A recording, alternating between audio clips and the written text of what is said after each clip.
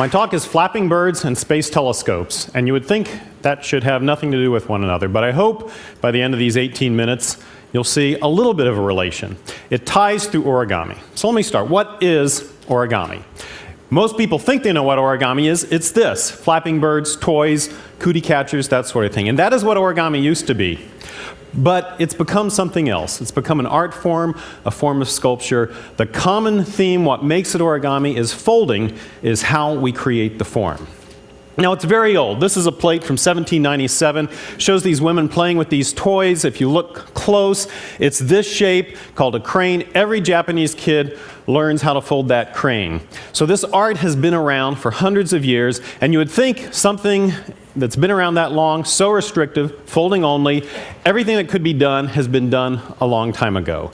And that might have been the case, but in the 20th century, a Japanese folder named Yoshizawa came along, and he created tens of thousands of new designs, but even more importantly, he created a language, a way we could communicate, a code of dots, dashes, and arrows. Harkening back to Susan Blackmore's talk, we now have a means of transmitting information with heredity and selection, and we know where that leads. And where it has led in origami is to things like this. This is an origami figure. One sheet, no cuts, folding only, hundreds of folds. This too is origami, and this shows where we've gone in the modern world. Naturalism, detail, you can get horns, antlers, even if you look close, cloven hooves. And it raises a question: what changed? What changed is something you might not have expected in an art, which is math. That is, people applied mathematical principles to the art, to discover the underlying laws. And that leads to a very powerful tool. The secret to productivity in so many fields, and in origami, is letting dead people do your work for you. Because what you can do is take your problem and turn it into a problem that someone else has solved and use their solutions. And I want to tell you how we did that in origami. Origami revolves around crease patterns. A crease pattern shown here is the underlying blueprint for an origami figure. And you can't just draw them arbitrarily. They have to obey 4 simple laws. And they're very simple, easy to understand. The first law is 2 colorability. You can color any crease pattern with just 2 colors without ever having the same color meeting. The directions of the folds at any vertex, the number of mountain folds, the number of valley folds, always differs by 2. 2 more or 2 less, nothing else. If you look at the angles around a fold, you find that if you number the angles in a circle, all the even-numbered angles add up to a straight line. All the odd-numbered angles add up to a straight line.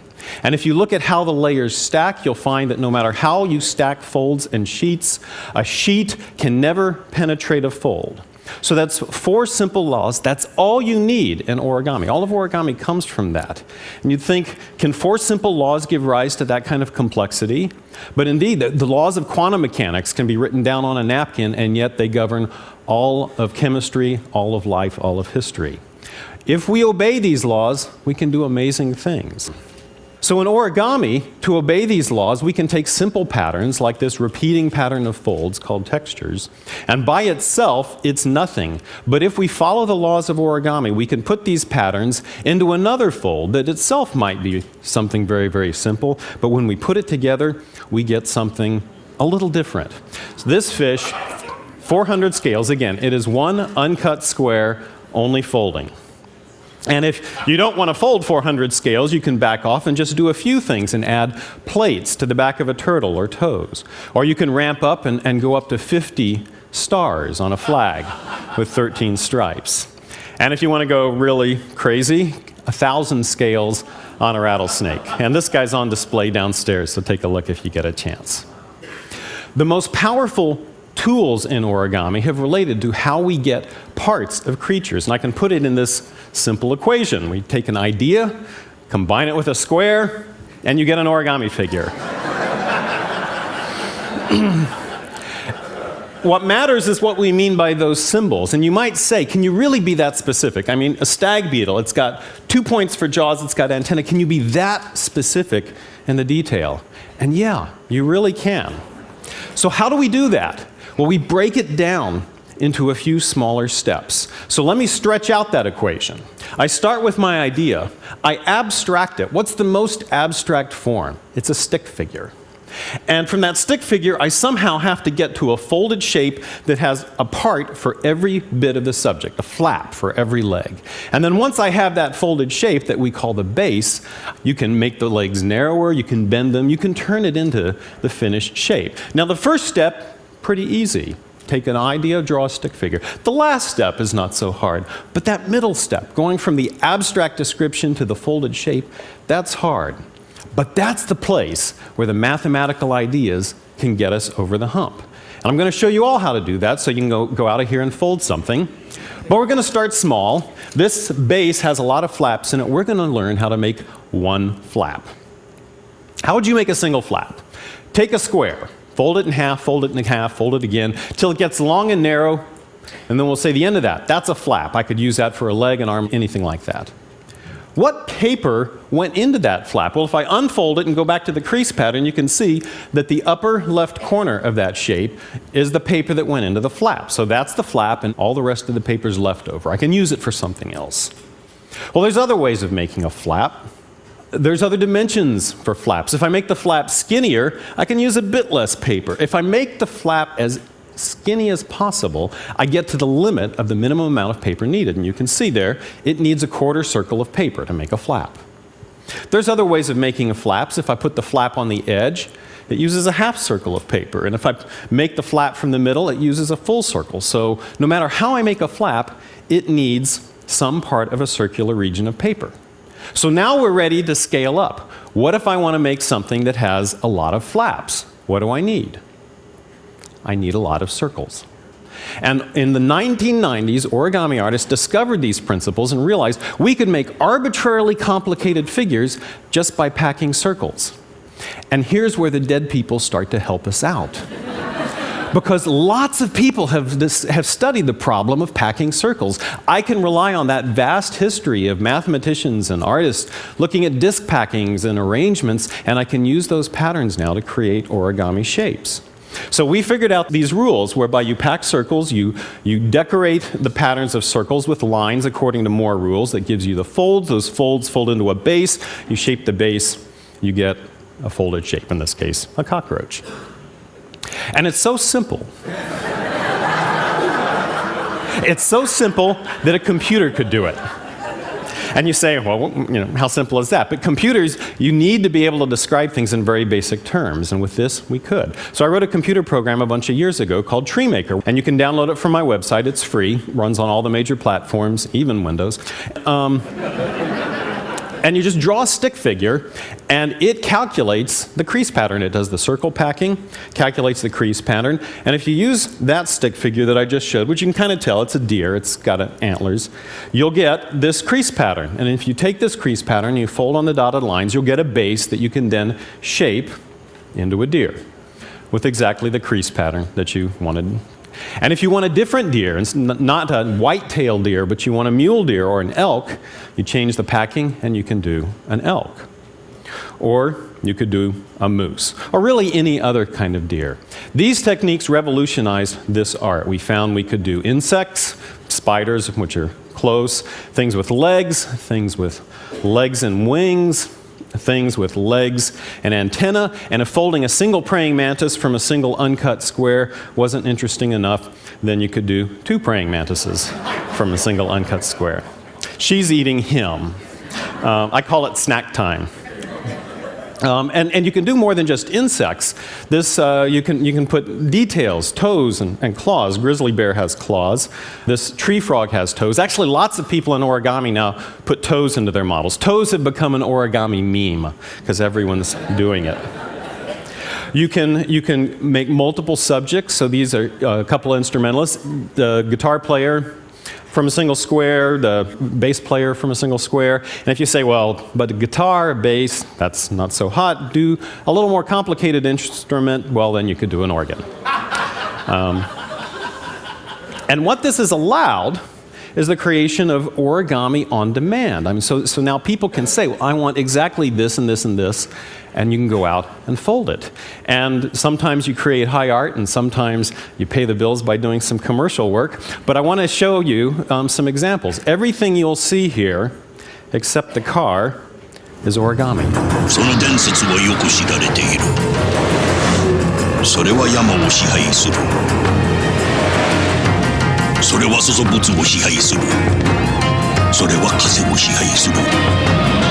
それは都市を支配する。それはエンデバと呼ばれている。The 2006 Mitsubishi Endeavor, with a powerful 3.8-liter V6 and available all-wheel drive, a mythic combination of beauty and beast. Mitsubishi, driven to thrill. Just to show you, this really was folded paper. Computers made things move, but these were all real folded objects that we made. And we can use this not just for visuals, but it turns out to be useful even in the real world.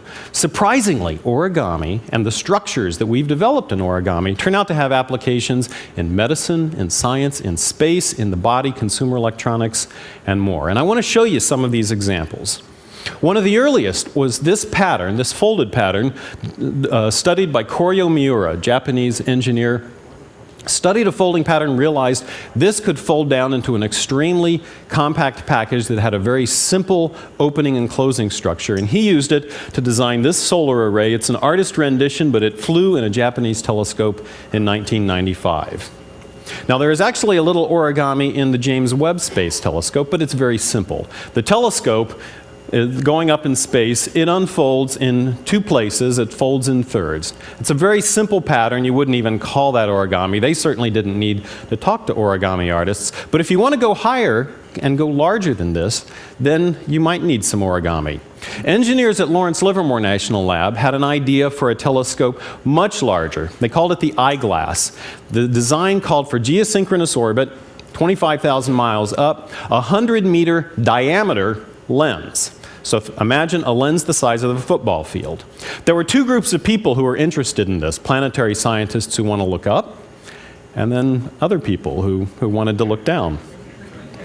But whether you look up or look down, how do you get it up in space? You got to get it up there in a rocket, and rockets are small. So you have to make it smaller. How do you make a large sheet of glass smaller? Well, about the only way is to fold it up somehow. So you have to do something like this. This was a small model, folded lens. You divide up the panels, you add flexures, but this pattern's not going to work to get something 100 meters down to a few meters. So the Livermore engineers, wanting to make use of the work of dead people or perhaps live origamists, said, let's see if someone else is doing this sort of thing. So they looked into the origami community, we got in touch with them, and I started working with them. And we developed a pattern together that scales to arbitrarily large size, but that allows any flat ring or disc to fold down into a very neat, compact cylinder. And they adopted that for their first generation, which was not 100 meters, was a 5 meter. But this is a 5-meter telescope, has about a quarter-mile focal length, and it works perfectly on its test range, and it indeed folds up into a neat little bundle. Now, there is other origami in space. Japan Aerospace Agency flew a solar sail, and you can see here that the sail expands out, and you can still see the fold lines.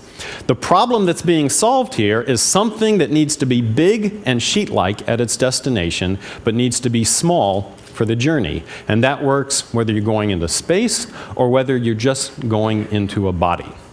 And this example is the latter. This is a heart stent developed by Zhang Yu at Oxford University. It holds open a blocked artery when it gets to its destination, but it needs to be much smaller for the trip there through your blood vessels. And this stent folds down using an origami pattern based on a model called the water bomb base. Airbag designers also have the problem of getting flat sheets into a small space, and they want to do their design by simulation. So they need to figure out how, in a computer, to flatten an airbag. And the algorithms that we developed to do insects turned out to be the solution for airbags to do their simulation. And so they can do a simulation like this. Those are the origami creases forming, and now you can see the airbag inflate and find out, does it work? And that leads to a really interesting idea. where did these things come from? Well, the hard stent came from that little blow-up box that you might have learned in elementary school. It's the same pattern called the water bomb base. The airbag flattening algorithm came from all the developments of circle packing and the mathematical theory that was really developed just to create insects, things with legs.